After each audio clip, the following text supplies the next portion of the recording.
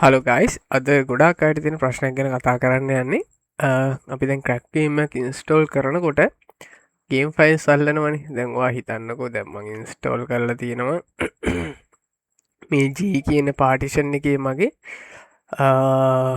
Assassin's Creed Shadows එක නම් crack නෙවෙයි.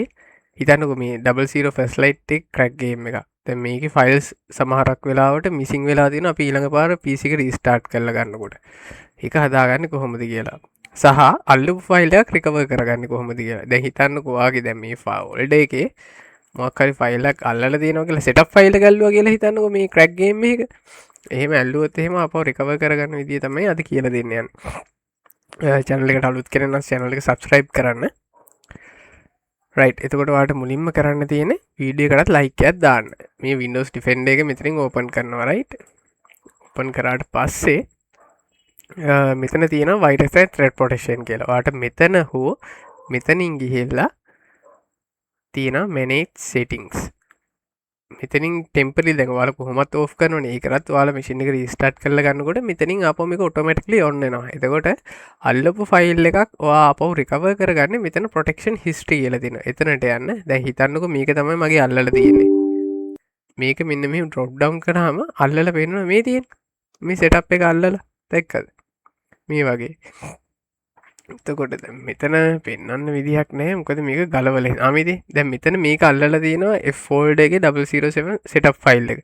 මේක ඔයාට ආපහු ගන්න ඕන නම් මෙතන action button එක click කරලා මේ තියෙන restore කියලා මෙන්න මේක click කරාම මේ file එක ආපහු තිබ්බ තැනටම යනවා. එතකොට ඔයාට ගන්න පුළුවන්. right?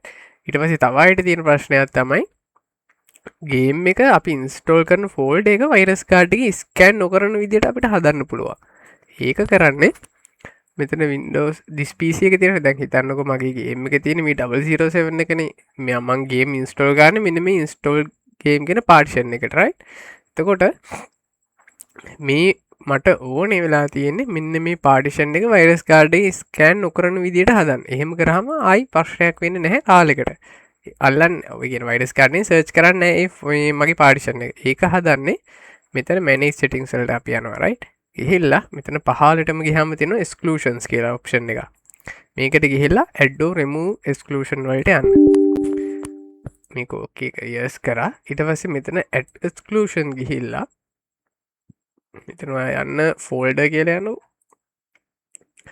folder ගිහිල්ලා මෙතන select කරන්න. දැන් ඔයාගේ මෙතන තියෙන G drive එකනේ. G drive එක නම් මේක select කරලා මේ select folder කියන එක දුන්නා නම් හරි.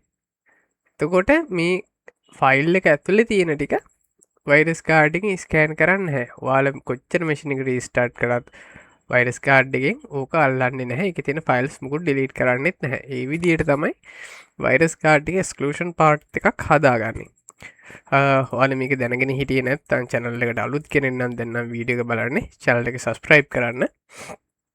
ඉස්සරහට මේ වගේ වැදගත් දේවල් බලන්න bell icon එකත් click කරලා තියාගන්න. එහෙනම් thank you හැමෝටම